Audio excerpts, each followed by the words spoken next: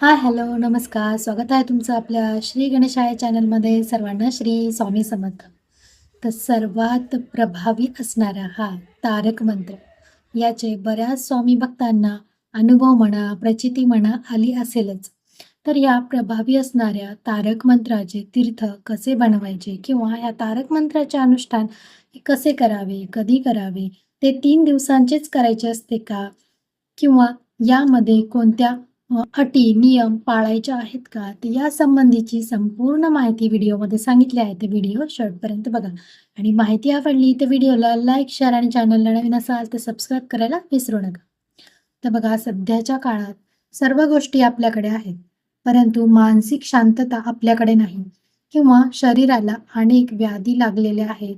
मनात काहीतरी भीती असणे, सतत चिडचिड होणे, वादविवाद होणे, घरामध्ये कटकटी होणे, कशात आपलं लक्ष न लागणे किंवा सतत आजारपण येणे किंवा आपल्या मनात सतत काहीतरी भीती बाळगणे, या व यांसारखे अनेक प्रश्न आपल्यापैकी बऱ्याच जणांना पडत असतात किंवा यातील काही गोष्टी त्यांच्यासोबत सतत घडत देखील असतात.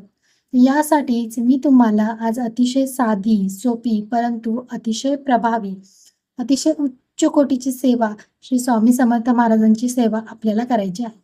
ती म्हणजे तारक मंत्राचे अनुष्ठान. आता हे अनुष्ठान अगदी 3 दिवसांचेच करायचे का? तर असं काही नाहीये. तर हे अनुष्ठान तुम्ही 3 दिवसामध्ये करू शकता किंवा 1 दिवसीय अनुष्ठान देखील करू शकता. बघा, प्रत्येक सेवेलाच नियम, अटी असतात. ते नियम आपण पाळले नाही तर त्या सेवेचे फळ आपल्याला मिळत नाही. मग आपण खूप सेवा करतो, परंतु आपल्याला त्याचं फळ मिळत नाही, कारण आपण ते नियम आणि अटी पाळलेल्या नसतात.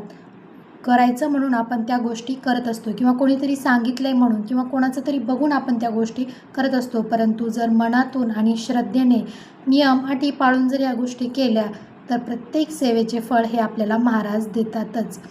तर महाराजांनी आपल्याला आपल्या सेवेचे अगदी लवकरात लवकर फळ द्यावे, यासाठी हे 3 दिवसीय अनुष्ठान आपल्याला करायचं आहे. तर बघा, सध्या धावपळीचे जीवन आहे. बरेच जण जॉब करतात, कामं करतात, त्यामुळे तेवढा वेळ आपल्याला मिळत नाही. त्यामुळे 3 दिवसीय अनुष्ठान करायचे आहे. अगदी साध्या किंवा सोप्या नियमांचे पालन करून इच्छित फळ देणारे हे अनुष्ठान होय. तर अनुष्ठान हे 11 दिवसाचे, 21 दिवसाचे, 51 दिवसाचे, महिनाभराचे किंवा 108 दिवसांचे देखील असतात. परंतु इथे आपल्याला फक्त 3 दिवसीय, अगदी 3 दिवसीय अनुष्ठान करायचे आहे. जर 3 दिवस अनुष्ठान करणे हे देखील तुम्हाला शक्य नसेल तर तुम्ही 1 दिवसीय अनुष्ठान देखील करू शकता. आता तारक मंत्र म्हणजे तारून नेणारा, तारणारा, अडचणीतून आपल्याला तारून नेणारा मंत्र, संकटातून वाचवणारा मंत्र. तर हा मंत्र म्हटल्याने मनातील चिंता किंवा वेदना दूर होतात व आपल्या जीवनात सुख, शांती, आनंद येत असतो.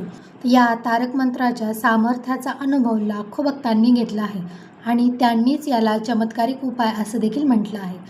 आपल्या आयुष्यातील वाईट गोष्टीतून किंवा व्याधीतून, व्यसनातून सुटका मिळण्यासाठी आपण जर रोज न चुकता तारक मंत्राचे पठण केले तर आपल्या जीवनातील भरपूर वाईट गोष्टी निघून जातील आणि सर्वात महत्त्वाचं म्हणजे सकारात्मकता आपल्या जीवनात येते.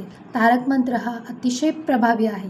बघा, त्यातच सांगितले आहे की प्रचंड स्वामीबळ आपल्या पाठीशी असणार आहे आणि अशक्य वाटणाऱ्याही गोष्टी शक्य करण्याची ताकद या मंत्रात आहे.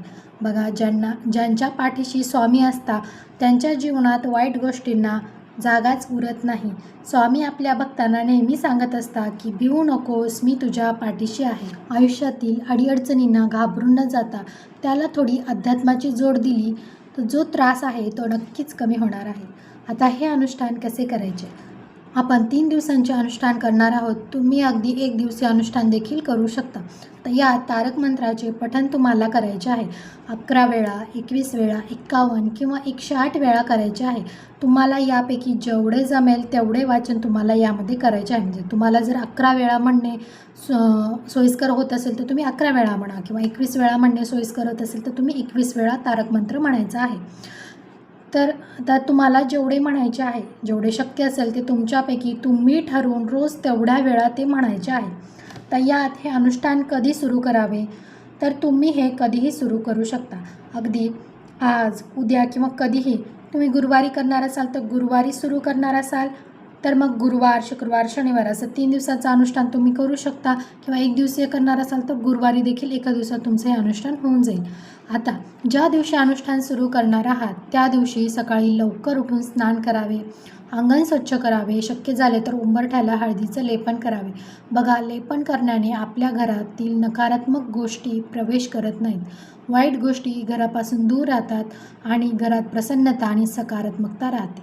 त्यानंतर आपल्याला देवपूजा करायची आहे. देवपूजा झाल्यानंतर यासाठी काही म्हणजे हे अनुष्ठान करण्यासाठी काही वेगळी अशी मांडणी करायची आवश्यकता नाही. अगदी देवघरासमोर बसून तुम्ही स्वामींच्या मूर्तीसमोर किंवा फोटोसमोर बसून हे अनुष्ठान करू शकता. देवघरातील स्वामींच्या फोटो म्हणा किंवा जो मूर्ती असेल तुमच्याकडे तर ती घ्यायची आहे. तुम्ही रोज देवपूजा झाल्यानंतर हे अनुष्ठान करू शकता किंवा मग संध्याकाळी देखील हे अनुष्ठान करू शकता. तर तुमच्या सोयीप्रमाणे तुम्ही त्या गोष्टी कराव्यात. आता समजा जर देवपूजा झाल्यानंतर तुम्ही हे अनुष्ठान करणार असाल तर देवघरातीलच मूर्तीसमोर स्वामींच्या फोटोसमोर तुम्ही बसून हे अनुष्ठान करू शकता. जर तुमच्याकडे मूर्ती असेल तर मूर्तीला छान असा पंचामृताने अभिषेक घालावा. जर फोटो असेल तर फोटोला छान असं पुसून घ्यावं. चंदन, अष्टगंध लावावा, धूप दीप दाखवायचा आहे. तर आपल्याला 3 दिवसीय अनुष्ठान करायचे आहे तर यासाठी संकल्प करावा लागतो. बघा, कुठलीही सेवा असेल तर ती संकल्पयुक्त करावी म्हणजे जी काही इच्छा असेल ती पूर्ण होते. म्हणजे ज्या कारणासाठी ती सेवा तुम्ही किंवा तो उपाय तुम्ही करणार असाल ते पूर्ण होते. त्यासाठी अनुष्ठान सुरू करण्याआधी पहिल्या दिवशी आपल्याला हा संकल्प घ्यायचा आहे. तर संकल्प कसा घ्यायचा तर बघा, उजव्या हातात 2 चमचे पाणी घ्यावे, त्यावर फूल, अक्षदा, हळदी कुंकू घ्यावं. त्यानंतर स्वतःचे नाव, गोत्र आणि आपण ही सेवा कुठल्या कारणासाठी करतोय ते सांगायचे आहे की या कारणासाठी मी रोज 11 वेळा म्हणा किंवा 21 वेळा म्हणा की जेवढ्या वेळा तुम्ही हे तारक मंत्र म्हणणार आहात ती संख्या सांगावी. तारक मंत्राचे अनुष्ठान करणार आहे असं म्हणत ही माझी जी इच्छा आहे ती महाराजांनी पूर्ण करावी असं म्हणत ते पाणी खाली ताम्हणात सोडावे. त्यावर परत 2 चमचे पाणी सोडायचे आहे आणि हात स्वच्छ पुसून घ्यावे. आता हे पाणी तुळस सोडून तुम्ही इतर झाडांना टाकायचं आहे. त्यानंतर हे अनुष्ठान तुम्ही पहिल्या दिवशी ज्या वेळेला करणार आहात त्याच वेळेला 3 दिवस करायचे आहे. म्हणजे जर तुम्ही सकाळी हे अनुष्ठान करणार असाल तर 3ही दिवस तुम्ही सकाळीच करायचं आहे किंवा अगदी जर तुम्ही संध्याकाळी हे अनुष्ठान करणार असाल म्हणजे दिवे लागणीच्या वेळेला तर 3ही दिवस तुम्ही संध्याकाळीच हे अनुष्ठान करायचं आहे. तुम्हाला ज्या वेळेस शक्य असेल त्या वेळेत तुम्ही हे करावे. आता यासाठी एक तामण घ्यावे, त्यात एक ग्लास घ्यावा. तुम्ही स्टीलचा ग्लास घेऊ शकता, पितळेचा किंवा तांब्याचा जो तुमच्याकडे असेल तो ग्लास तुम्ही घ्यायचा आहे. त्या ग्लास खाली प्लेट ठेवायची आहे. ग्लासामध्ये स्वच्छ चांगले पाणी प्यायचे, भरून घ्यायचे आहे. त्यात पिण्याचे पाणी आपल्याला भरून घ्यायचे आहे. आता जी अगरबत्ती आपण पूजेत लावलेली आहे त्याची कणभर विभूती किंवा अगदी 1-2 कण म्हणा, ती उदी म्हणा किंवा विभूती म्हणा आपल्याला त्यात टाकायची आहे. तर जास्त प्रमाणात ती टाकू नका, कारण बघा आजकालच्या ज्या अगरबत्त्या आहेत त्या कशा बनतात, काय बनतात हे आपल्याला काही माहिती नाही. तुमच्याकडे जर खूप चांगल्या क्वालिटीची अगरबत्ती असेल तर तुम्ही चिमूटभर घ्या, त्याच्यामध्ये टाका. परंतु जर तुम्हाला ती अगरबत्ती कोणत्या पद्धतीने बनते हे माहीत नाही, त्यामध्ये केमिकलचा यूज झाला आहे का नाही हे माहीत नाही, तर मग अगदी कणभर तुम्ही त्या पाण्यामध्ये आपल्याला ही उदी टाकायची आहे. बघा, आजकाल खूप साऱ्या भेसळयुक्त गोष्टी बनतात. प्रत्येक याच्यामध्ये केमिकल हे असतंच. आता छान सुगंध, छान वास आपल्याला त्या अगरबत्तीचा येत असतो, पण किती प्रमाणात केमिकल त्यामध्ये वापरले हे आपल्याला माहीत नाही. पण त्यामुळे अगदी 2-3 कण असं म्हणा तुम्ही त्यामध्ये उदी आपल्याला त्या पाण्यामध्ये जे आपण ग्लासमध्ये पाणी घेतलं आहे त्यामध्ये टाकायचे आहे. आपला उजवा हात ग्लासावर ठेवायचा आहे. त्यानंतर स्वामीचे नामस्मरण करायचे आहे व तुम्ही जेवढ्या वेळा तारक मंत्र म्हणणार असाल तेवढ्या वेळा तारक मंत्र आपल्याला म्हणायचा आहे. तर तुम्ही पुस्तकात बघून म्हणा, तुम्हाला जर पाठ असेल तर तुम्ही असंच म्हणा. जर तुम्हाला तारक मंत्र पाठ नसेल किंवा माहीत नसेल तर तुम्ही पुस्तकात बघून म्हणा किंवा मोबाईलवर तुम्ही लावून, तुम्हाला जर वाचता येत नसेल तर मोबाईलवरती यूट्यूबवरती लावून तुम्ही ते ऐकू शकता. अशा प्रकारे आपल्याला हे करायचं आहे. आता हे अनुष्ठान करत असताना ना आपल्या बाजूला अगरबत्ती चालू ठेवायची आहे. आता हे अनुष्ठान करत असताना पूर्ण अनुष्ठान होण्याआधी अगरबत्ती विझली तर तुम्ही परत दुसरी अगरबत्ती लावायची आहे. त्या अगरबत्तीचे जे ऊद आहे ती आपल्याला प्लेटमध्येच पडेल या हिशोबाने ती लावायची आहे. त्याखाली प्लेट घ्यायची आहे. ती राख खाली जमिनीवर पडणार नाही याची आपल्याला काळजी घ्यायची आहे. तर घरातील मुलाचे किंवा मुलीचे वय लग्नाचे झाले आहे परंतु त्यांचं लग्न होत नाही आहे, नोकरी लागत नाही आहे, पती व्यसनी आहेत, चिडचिड होते, सततचे घरातील व्यक्तीचे आजारपण, कशातच मन लागत नाही किंवा स्वतःला काहीतरी रुखरुखल्यासारखं वाटणं, काहीतरी आजार असल्यासारखं वाटणं, काही करावंसं वाटत नाही, घरात संसारात मन लागत नाही, तर घरात निगेटिव्हिटी आहे, अशा अनेक समस्या असतील यासाठी हे अनुष्ठान खूप प्रभावी आहे. आता हे तारक मंत्राचे पठण झाल्यानंतर ग्लासावरील हात काढून घ्यायचा आहे, स्वामींना नमस्कार करायचा आहे. त्यानंतर जो तुम्हाला वाटत असेल तर एक माळ श्री स्वामी समर्थ मंत्राचा जाप करायचा आहे. नसेल तर काही हरकत नाही, तर त्या ग्लासातील जे पाणी आहे ते तीर्थ आहे, तारक मंत्राने ते प्रभावित झालेलं आहे, तर हे तीर्थ आपल्या घरातील सगळ्यांनाच तुम्ही प्यायला द्यायचं आहे. जर कोणी घेत नसेल तर काहीतरी युक्तीलाने तुम्ही त्यांना ते प्यायला द्यावे. आणि ज्या ठिकाणी तुम्ही पहिल्या दिवशी बसून हे अनुष्ठान करणार आहात त्याच ठिकाणी 3ही दिवस बसून तुम्हाला ते अनुष्ठान करायचं आहे. आता यात काही नियम अटी आहेत ते आपल्याला तर या 3 दिवसाच्या काळामध्ये पालन करायचे आहेत. हे अनुष्ठान करत असताना लक्ष त्याच मंत्राकडे असावे, स्वतःला ऐकू येईल अशा इतक्या आवाजात ते आपल्याला सावकाश स्पष्ट व्यवस्थित म्हणायचे आहे. म्हणजे उगीचच घाई गडबड करून आपण ते मंत्र म्हणायचं नाही, किंवा आपण मंत्र म्हणतोय आणि लक्ष अर्ध दुसरीकडे आहे किंवा कोणीतरी आपल्याशी बोलते असं न करता शांतपणाने आणि आपला आवाज आपल्याला ऐकू येईल या स्वरामध्ये आपल्याला हे मंत्र म्हणायचं आहे, जेणेकरून आपलं एकाग्रता त्या मंत्रांकडे त्या उच्चाराकडे असणार आहे. तर अशा प्रकारे आपल्याला हे मंत्र म्हणायचं आहे. तर हे अनुष्ठान करत असताना आपण कोणाशीही बोलायचं नाही आहे. या दरम्यान आपल्याला सात्विक आहार जो आहे तो घ्यायचा आहे. या 3 दिवसात परान्न जे आहे ते वर्ज्य करावे. परान्न म्हणजे दुसऱ्याच्या घरचे अन्न, ते आपल्याला घ्यायचं नाही आहे. मांसाहार या काळात आपल्याला करायचा नाही आहे. जर घरातील इतर व्यक्ती या दरम्यान जर मांसाहार करत असतील तर ठीक आहे, त्यांना करू द्या, पण तुम्ही अनुष्ठान करत आहात तर तुम्ही मांसाहार करायचा नाही आहे. या काळात केस देखील कापू नये, ब्रह्मचर्याचे पालन करावे. या काळात प्रवास जर तुम्हाला जर घडला तर ठीक आहे, तुम्ही प्रवास या काळामध्ये करू शकता. आणि जर बाहेर खाण्याची वेळच आली तर तुम्ही ते खाऊ शकता, कारण पैसे देऊन खाल्लेले अन्न हे परान्न नसते, ते आपले स्वतःचेच मानले जाते.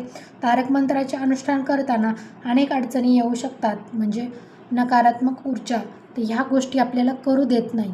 किंवा आपले मन आपल्याला म्हणेल की हे केल्याने खरंच काय फरक पडेल का, किंवा हे करावेच लागेल का, किंवा हे केल्याने तितकंसं फळ मला मिळेल का, तर हे मी करू की नाही, अशा अनेक शंका आपल्या मनामध्ये येत असतील. परंतु तुम्हाला तुमच्या मतावर ठाम राहायचं आहे.